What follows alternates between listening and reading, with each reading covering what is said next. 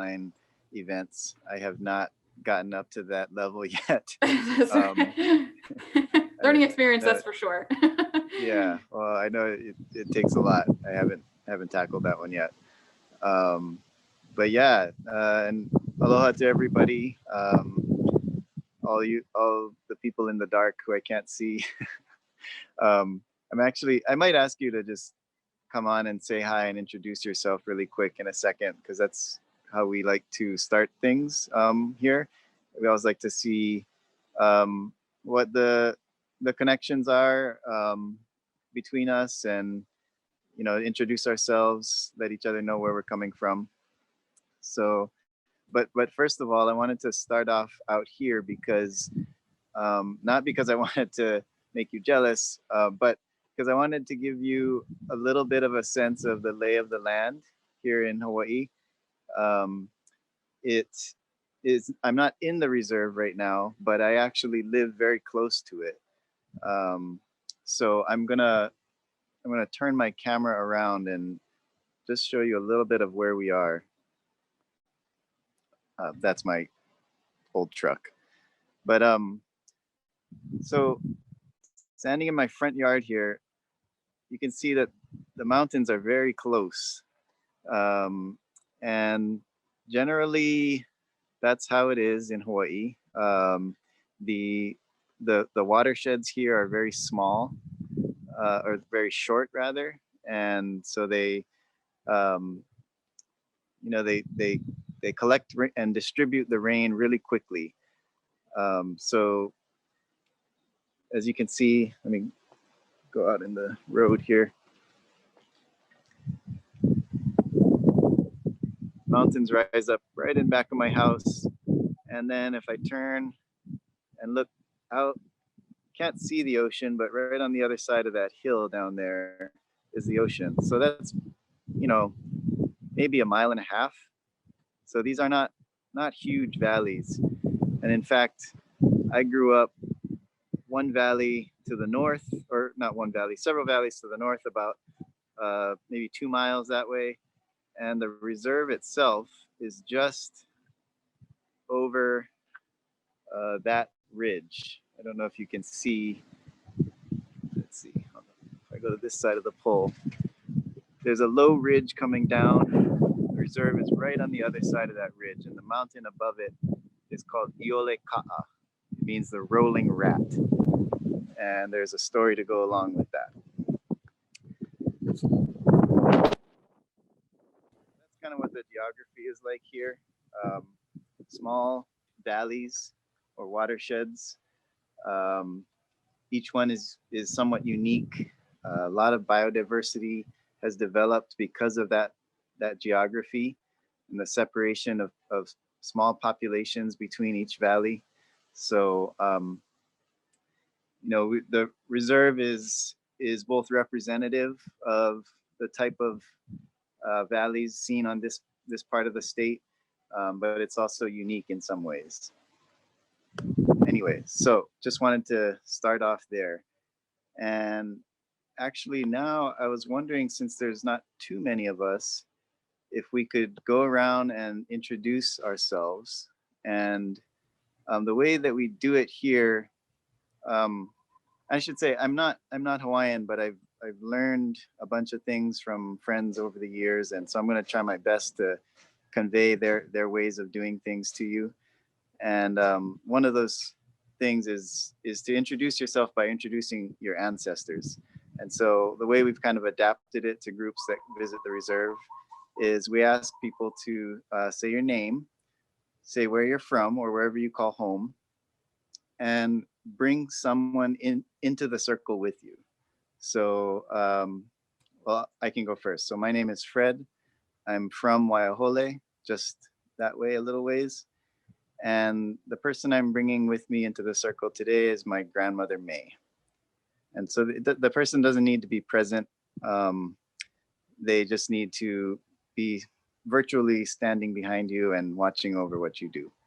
And we introduce our ancestors to each other as a way of kind of getting to know each other on that spiritual level.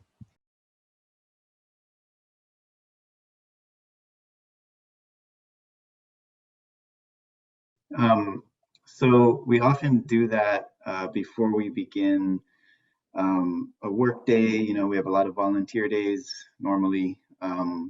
People come out to help restore different sites in our reserve, and it can be dangerous work. You know, moving rocks, cutting trees, things like that. And so those kind of introductions they're a really smart way of just kind of grounding everybody, getting everyone to calm down, even though they're a little excited about jumping into the work, to remind people, what's really important, right, is that we connect with each other. It's not who can lift the biggest rock or anything like that. So I've found that that's really an amazing insight that that people here had, to be able to start off everything with that kind of connection. And I'm going to share my screen and introduce you to a few more people. 1 second.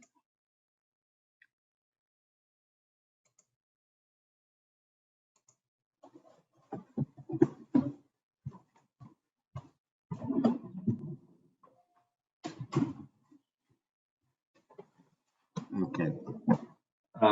So these folks are some of the elders, the Native Hawaiian elders who are actually from the place where our reserve is, He'eia. Their names are Carolyn Bright, Jerry Kaluhiva, and Alice Hewitt.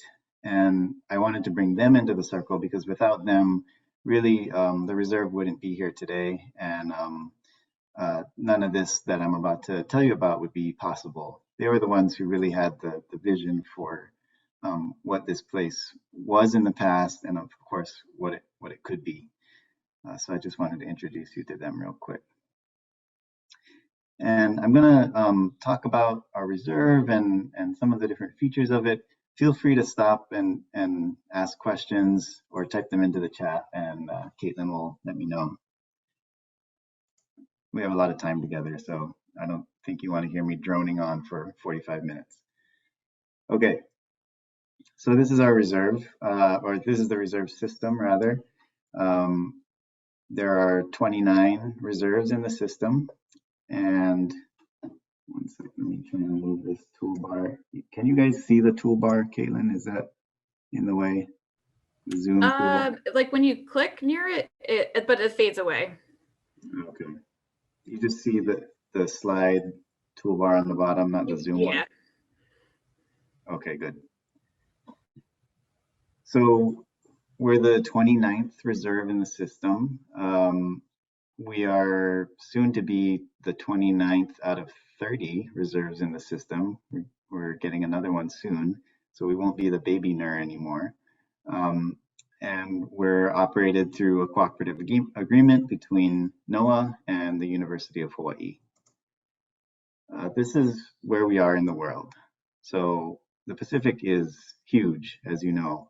When you look at it from this view, it looks like the Earth is only water, pretty much. And that's Hawaii, the little archipelago in the middle of the water. And so we're very concerned about food here, getting enough food. And you'll see how people over the ages have adapted to that in a second. We're located on the island of Oahu. So some landmarks you might be familiar with are Pearl Harbor or Pu'uloa, and Waikiki. Oahu is the most populous of the Hawaiian Islands. It's also got the capital city on it, Honolulu. We're on the other side of this mountain range from the main urban area. We are right there.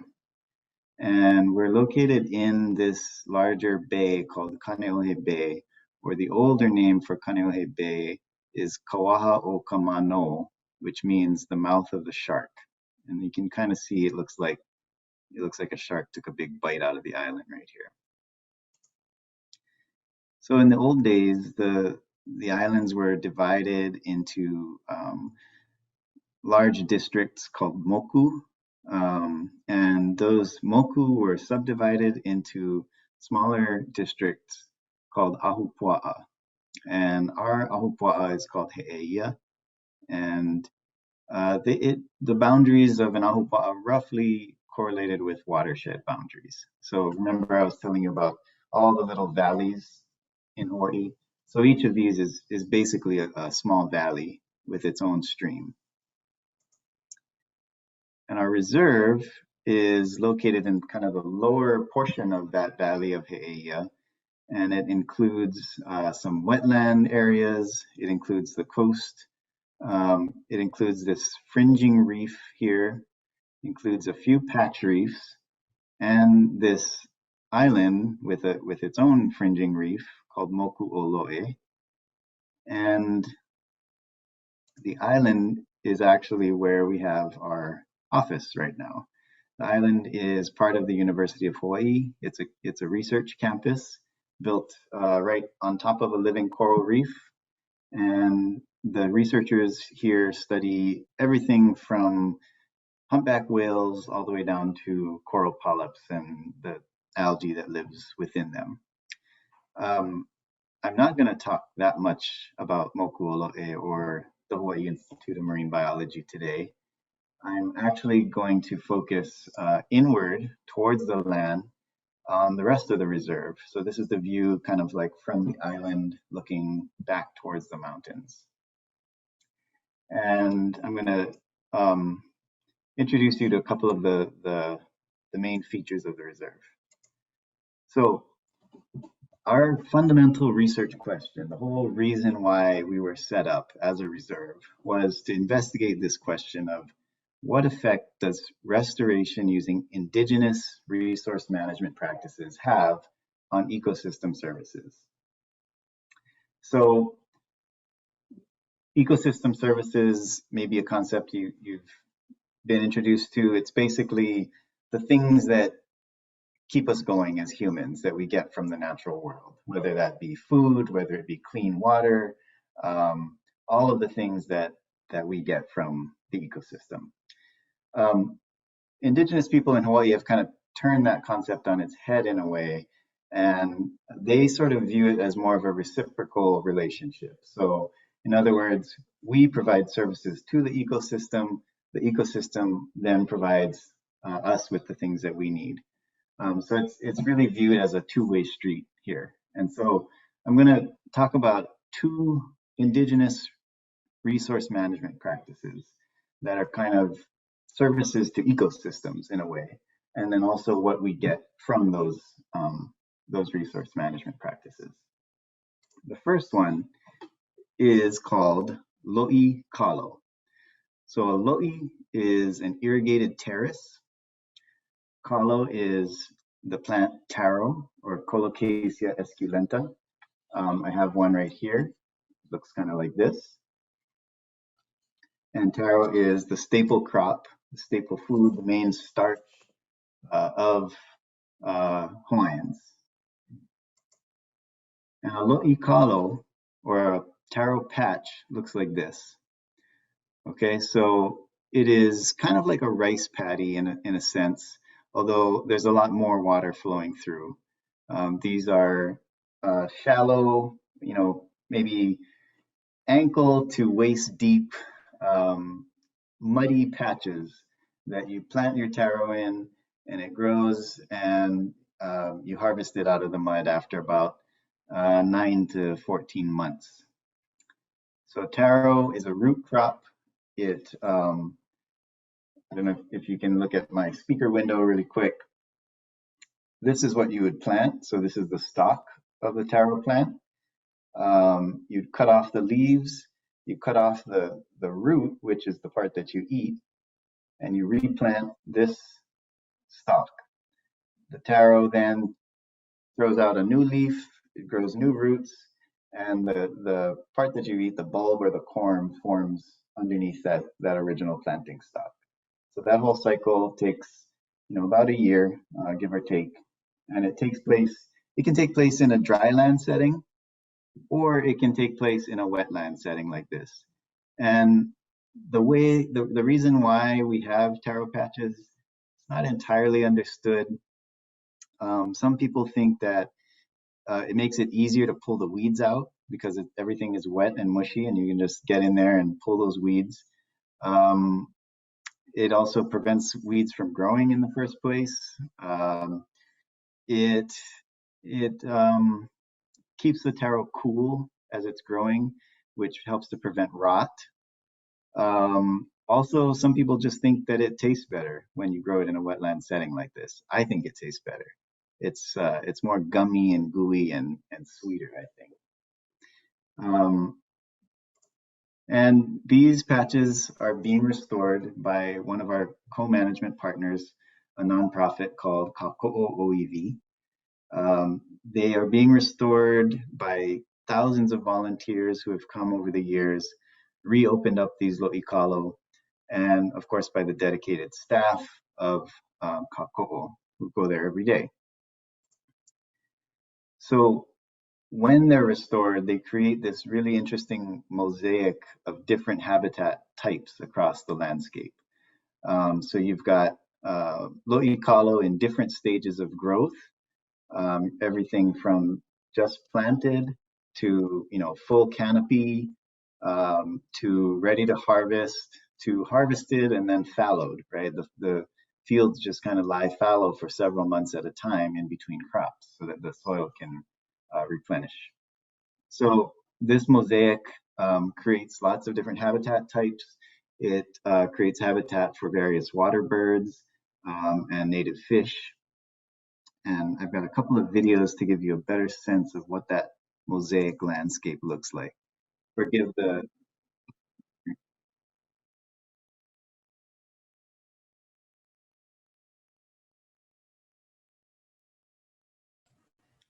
Fred, I think you might have to share your sound. You're right about that. Okay. That's okay. Again. Okay. We were doing a workshop 1 or 2 days ago, and the same thing happened to a presenter. I always forget to do that too. All right. Makahana Ka'ike. In working, one learns. We're at Kako'iwi in the Ahupua of Heia. We're an educational nonprofit. We kind of have a hybrid model of a working farm, but the big focus is education. So in the Be Wet Meaningful Watershed Education Experiences, we try to see the watershed, and Hawaii is one of the few places you can actually see the entire watershed from the mountains out to the sea.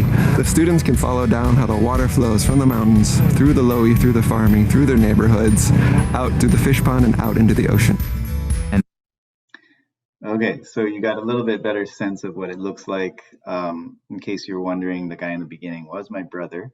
He is the farm manager at Kako'iwi.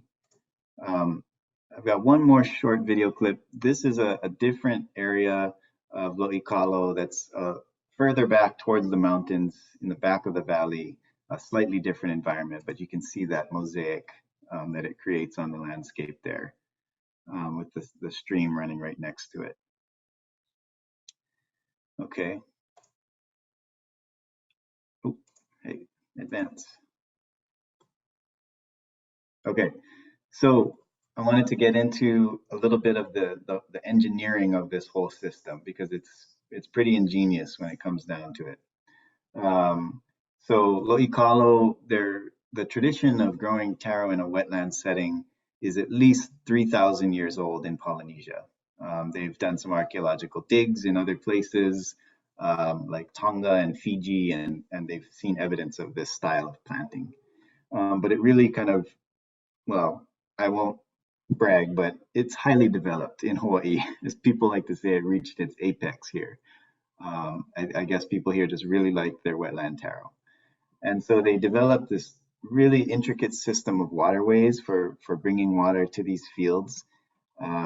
And I'm going to show you this video where one of our education partners, Kahiao, is explaining some of the different terms and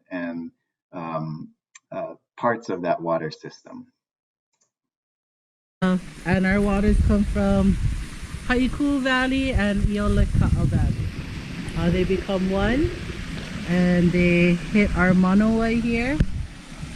And our Manawai allows us to block a little bit of water so we can divert it into our away. Okay, so this would be the po'o or the po'owai of this away system, and this water then flows down kind of a long ways down to our lo'ikalo below. And so we'll meet you there. Mahalo. So as you could see, the water in the stream kind of hits that small rock dam and is diverted into a smaller channel called an auwai, or a water pathway, and it flows down. And our waters come. Usually those water pathways are open, like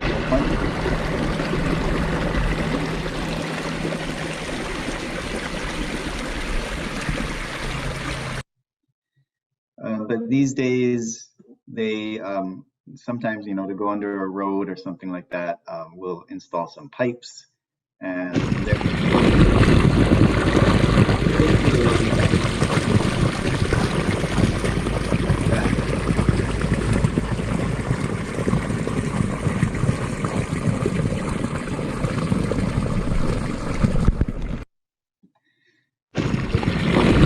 videos are playing twice. Sorry about that. Okay, so small interactive part of this presentation. I'm going to ask you guys to help me try and calculate how much water is flowing out of that pipe. And this is to give you a sense of really how much water we're talking about when in these systems, and how they really shape the landscape by moving that water around. So watch this video first, and then we're going to calculate how much water is flowing out of the pipe. And this is actually how we do it. You'll see the very sophisticated measuring technique that these two have going on here. Okay, ready? Start. Stop. 22. That's faster. Okay, you guys get that? So that is a 2.5 gallon bucket, 2.5 gallons. And as you can see, she's got a stopwatch and she's timing how long it takes to fill up that 2.5 gallon bucket. So maybe some of you, if you have your phone, you can get it out and put it on the stopwatch setting. And I'll play the video again and just time how long it takes to fill up that bucket from the time he says start to the time he says stop. Okay, that's the first step. Everybody ready? Get your phones ready.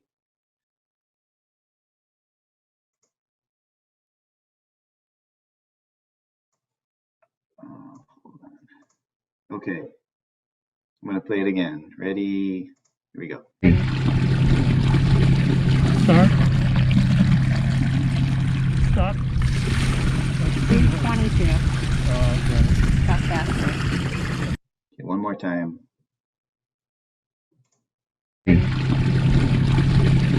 Start. Stop. 22. That's faster. Okay, so let me try and get you guys back up here. Stop share. Fred, that was so fast I messed up on my stopwatch twice. Do you want to? I can do it one more time. So you don't have to do it again. I'm sure other Okay. people. So Oh, whatever. Christine says 2.78 seconds. Thanks, Christine. I messed up twice. So whatever time you got, you know the time. You know it was 2.5 gallons. So the question is, how many gallons per day are flowing out of that pipe? Use your calculator and we'll see what you come up with.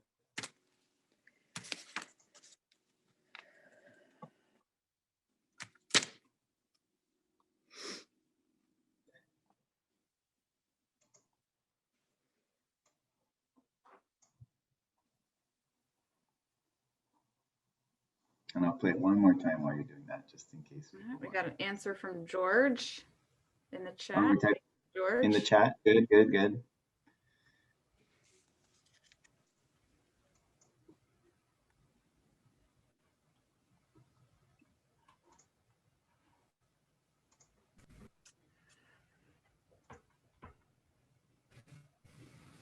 And I'm sorry, when I share my screen, I can't see you guys for some reason. I'm gonna not share that for a second. Okay, I'm seeing one estimate, roughly 86,000 gallons per day.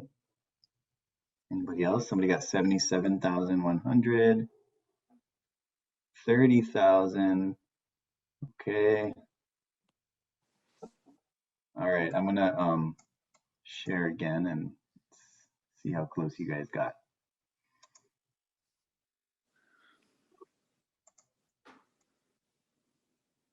Oops. Share. Okay. So Start. correct answer, Stop. 67,000 gallons per day. Faster. Roughly, right? That's, of course, depending on how good you are with your stopwatch. But that's what I got, 67,000 gallons per day. So somebody got pretty close. So with the area that's irrigating, that actually comes out to about 200,000 gallons per acre per day. So it's quite a lot of water. And distributing that water across such a large area has big implications for how this landscape functions. It makes it so that the area of wetland habitat really expands. It also allows these lo'ikalo to perform a function as sediment traps. So flood water is coming down, carrying a lot of sediment that's been eroded from up above. It goes into these Hawai'i systems and out into these lo'ikalo, where it slows down and drops all of its sediment out, which of course helps to improve the food growing ability of those lo'i, and it also prevents that sediment from getting washed out into the ocean. So because of the water requirements and just the way that these lo'i are built, they really shape the landscape. And so water was extremely important in Hawaii. Sorry, was there a question? Thought I heard somebody. Why don't I stop there and see if anybody's got questions, actually. No questions so far. We had a bunch of guesses though, and a lot of people are pretty close. Yeah, really close. Pretty good. I mean, within the margin of error, I think it's about as good as you can get. Yeah. No questions so far, Fred. I think you're good. Okay. Yeah. So water, extremely important. The word for water in Hawaiian is wai or vai. And that water, you find it all over the place in the language because it was so important. So the term kanawai means law or code or rule.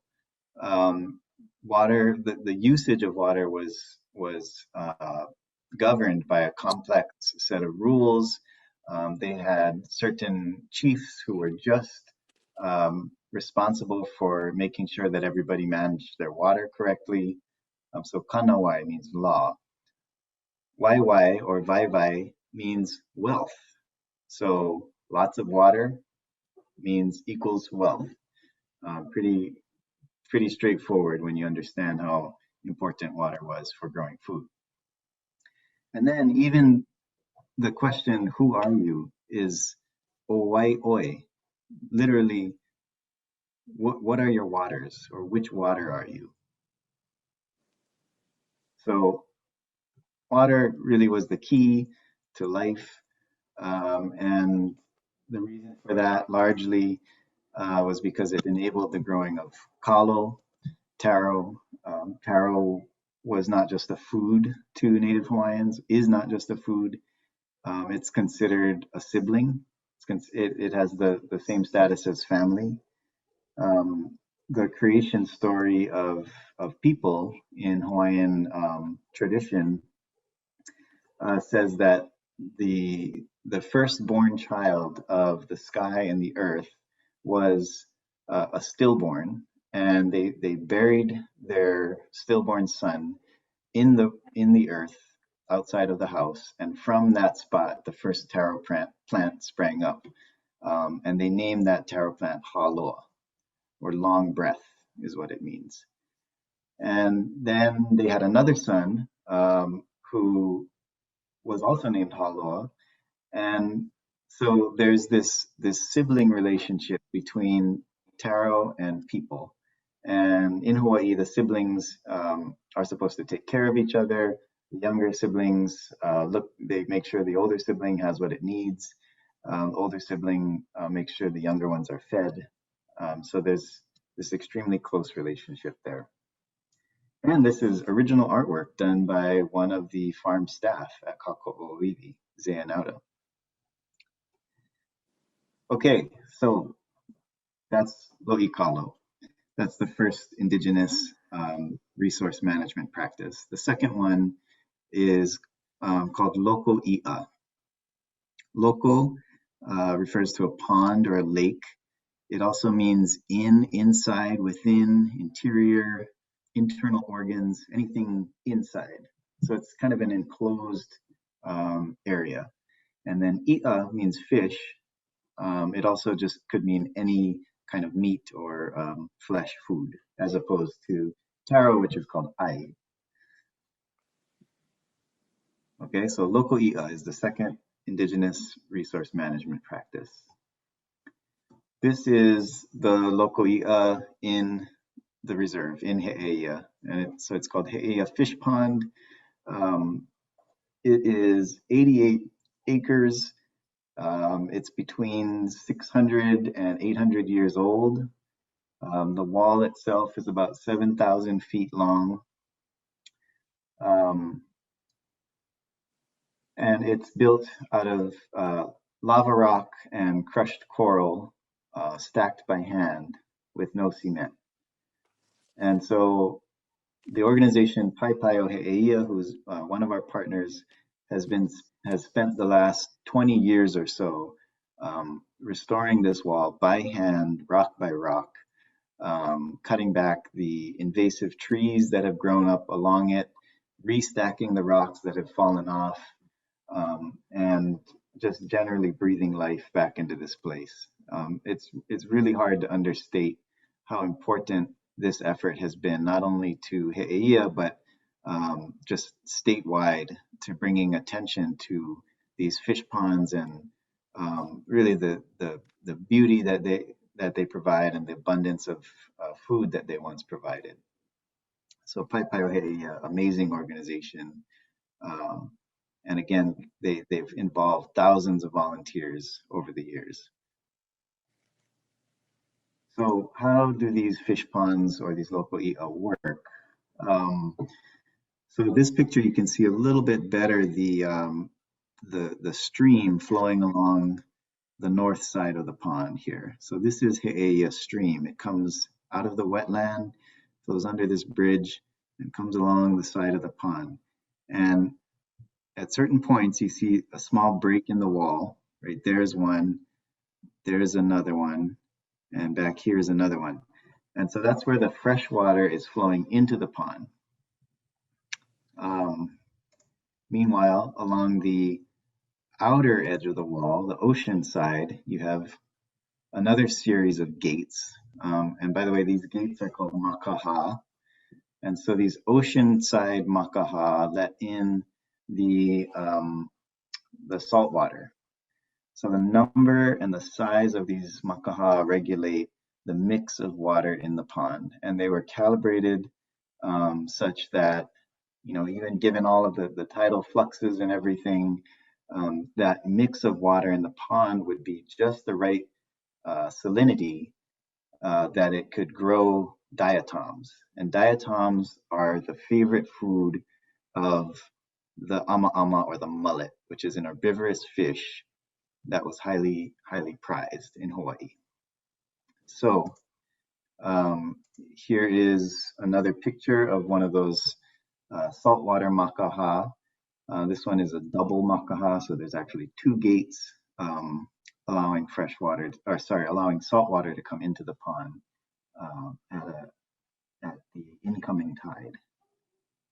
So pretty ingenious, you know, build the wall, enclose a little part of the estuary. It's naturally a productive area, and as long as you can keep out some of the predator fish, you're going to have a really robust population of herbivore fish that can feed to their heart's content on those diatoms. Oh, and like I mentioned, so this is probably the only data slide that I'll show, but this is basically some mapping of the salinity in the pond. And you can see on the left where it's blue, that's where those freshwater makaha are located. On the right, it's more yellow, it's more saline, that's where the saltwater makaha are. And that green band kind of moves back and forth across the pond as the tide goes in and out. Okay, I see a question in the chat. What are some of the predator fish?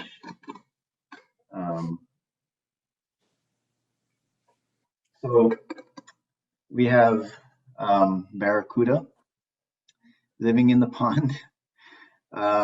We have papio. In English, they're called trevallies, I think, or jacks. What else? What other predators are there? Those are really the main two. There's some introduced ones. A couple introduced fish from Tahiti, actually, called to'ao and ta'ape. And so the pond managers will actually do these periodic fishing days, which are really fun. They invite families to come out to the pond and cast their line into the pond to try to catch some of those barracuda and those jacks, and they can take them home to eat. They do serve a function in there. They kind of, I guess, help to weed out the sick and the weak, mullet and other herbivores. So they do sort of keep the population healthy somewhat, but too many of them, and then they're just eating your food. So we try to get them out. Good question.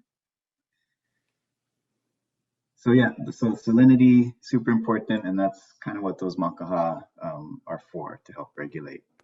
But that is not all they do. So this is this number 2 interactive part of the presentation. I'm going to show you guys these 3 videos and tell me what you think is going on in these videos. What function is this makaha serving?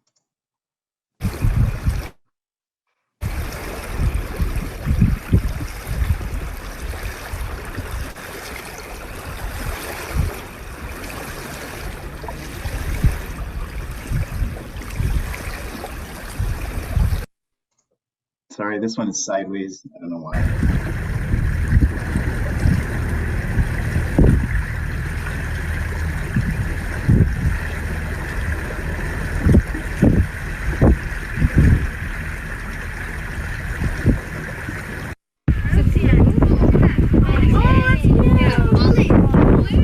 It's right here.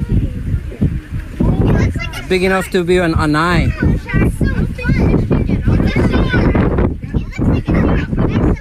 Okay, any ideas? You can just come off of mute or type in the chat. What's going on here? Fred, can you play the first video one more time? It was a little choppy. It was hard to see. Thank you.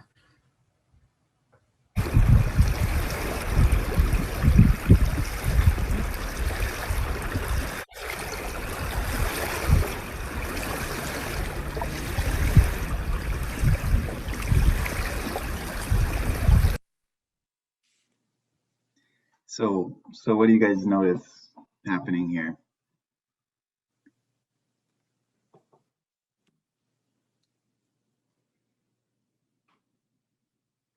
Any ideas?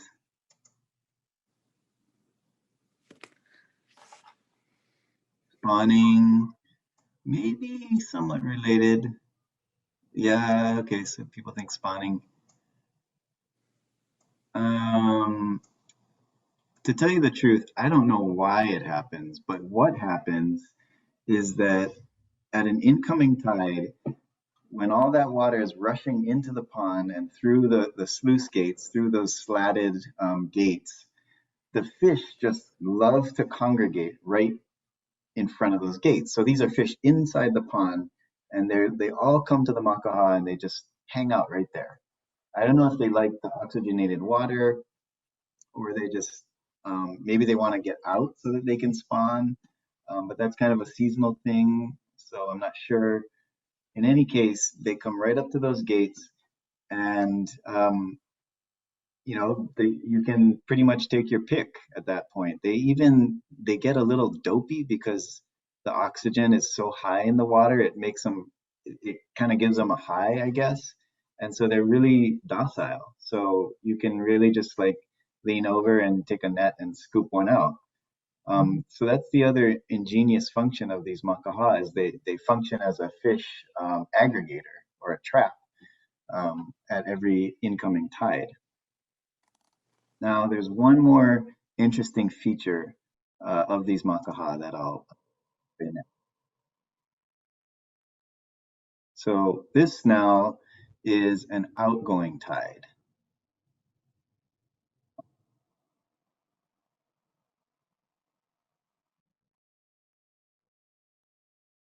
Okay, and watch carefully. Oh, Fred, I don't think you're sharing. Oh, you're right. Wow, good. Awesome, there we go. There we go. You go back one.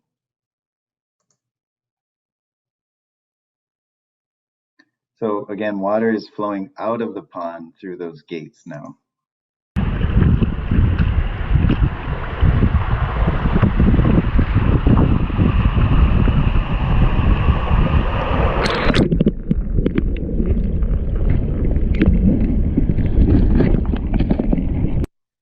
Did you see those little fish kind of swimming around in the bubbles right near the surface? Here it is.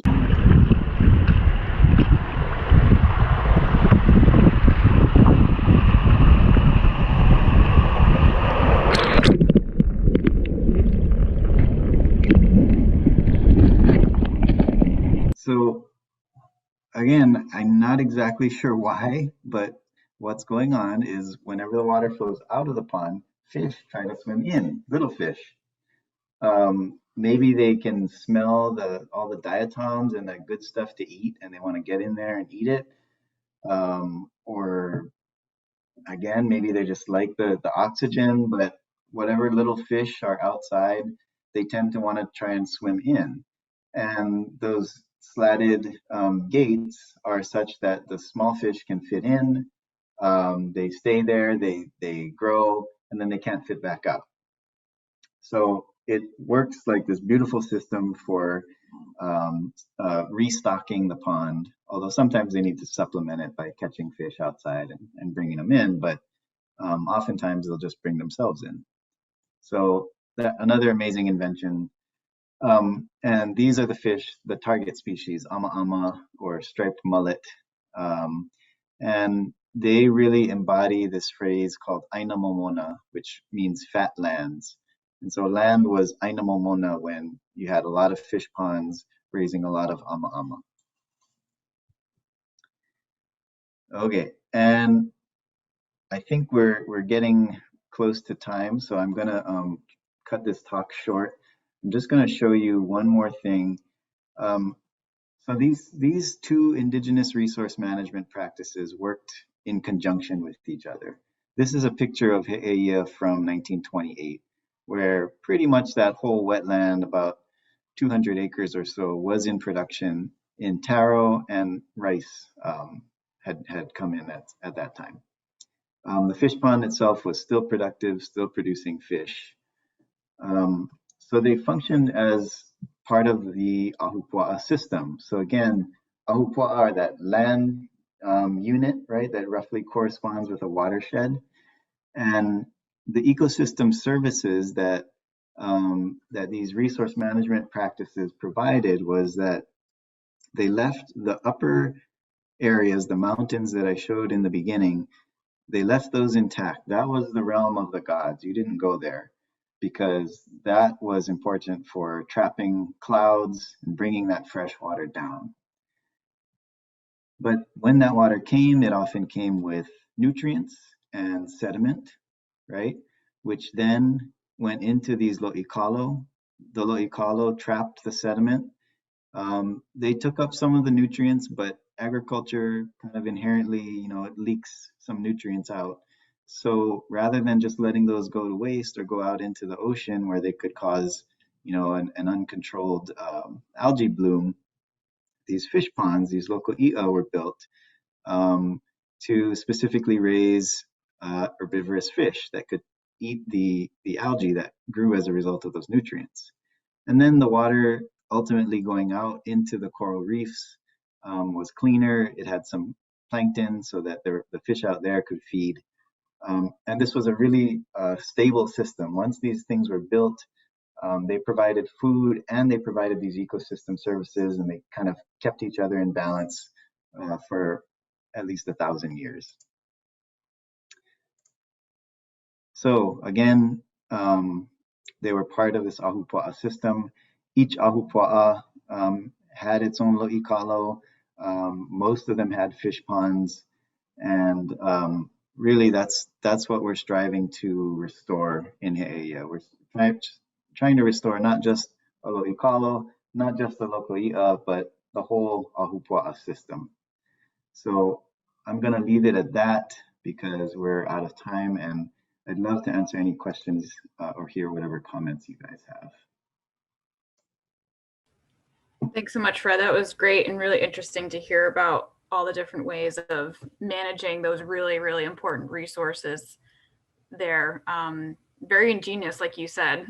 That was so cool.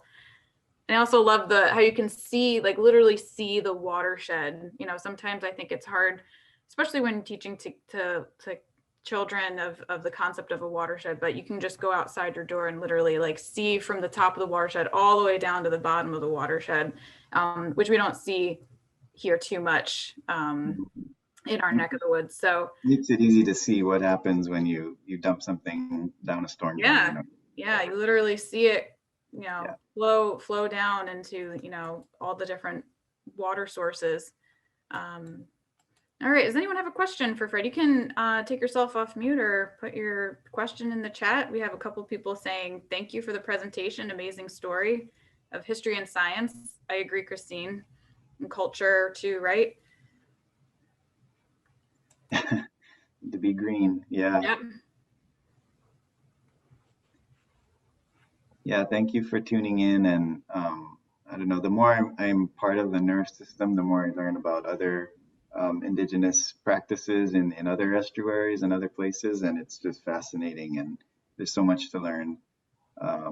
And yeah, it's really, I feel like it's a huge privilege to get to work in this place and recover that stuff and teach it to other people. Absolutely. Yeah, that's what I love about the reserves too. We're all together in a system, but at the same time, we're all so unique and different. Holly had a question. What would help you move forward? Ooh, well, money. But no, I mean, I think just the idea that people and nature can and must coexist, and that we can create landscapes that are multifunctional, right? They're not just producing food, they're doing these other things and providing habitat and ecosystem services. I think just, spreading that idea is helpful. People often think that reserves have to be isolated, pristine, that you got to kick all the people out, in order to get any benefit from it. But certainly there are places where that's appropriate, right? Like even here, they have the zone up top on the mountains where nobody really went. But in a lot of cases, it's the people, and specifically the indigenous people, who have the knowledge to make that landscape work for the benefit of the species as well as for people. So yeah, I think just kind of exploring that idea and talking to people about it is always helpful. Okay, yeah, websites. I will put those in the chat, and our reserve website doesn't really have a donate button, but I can get you the one for Hawai'i, which is the Fishpond organization. And they do have a donate button. I'd say that's probably the best way to go about it right now. Kako'o, they could use the money too, but they just don't have a really good website set up yet. So,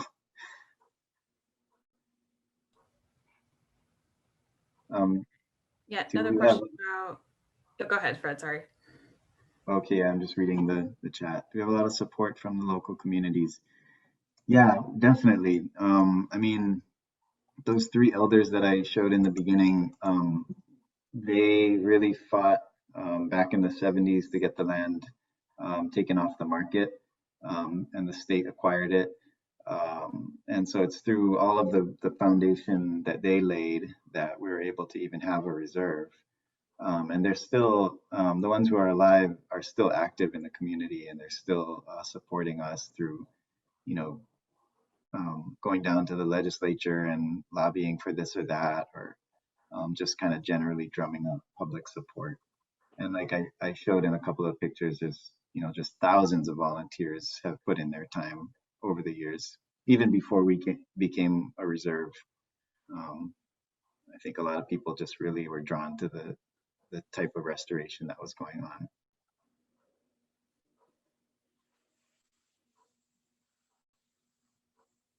All right, any other questions? Holly said, thanks for your work. Shannon says, do you have any projects / partners on other islands? That's a good question. Well, we're part of the University of Hawaii system. So we do have collaborators, you know, researchers who have projects all over, and we're part of larger networks. Like there's something called the Hawaii Conservation Alliance, and so we're a big part of that, kind of helping to advance certain ideas in conservation in Hawaii around the state. And yeah, I think actually that's just something that we need to do more of, is really build relationships with other places that are doing this kind of restoration work. And there are a lot of them out there. We're not the only one. And we do interact with all of the other ones kind of informally, but we don't have any like big projects with them yet. It's more just kind of like exchanging ideas at this point.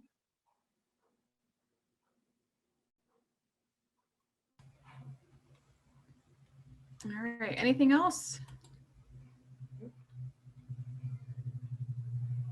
Well, yeah, you guys are doing some great work. I know, like you said in the beginning, you guys, you know, we're just getting started. I think just a couple years ago, right? 2018, you were designated. Yeah, right in the beginning of 2018.